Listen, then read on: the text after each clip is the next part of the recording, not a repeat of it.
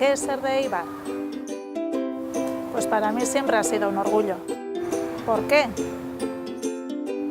Por la industria,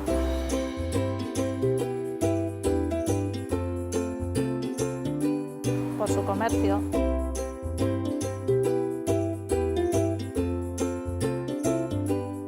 Este no es el Eibar que queremos.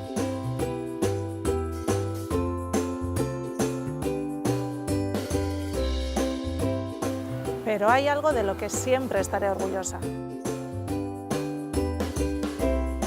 Su gente.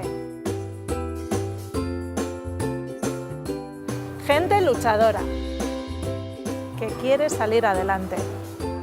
Jóvenes que quieren trabajar y vivir en Eibar. Que quieren cambiar las cosas.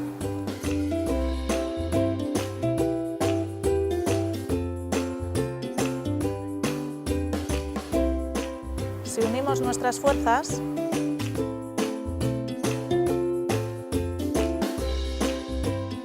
codo con codo,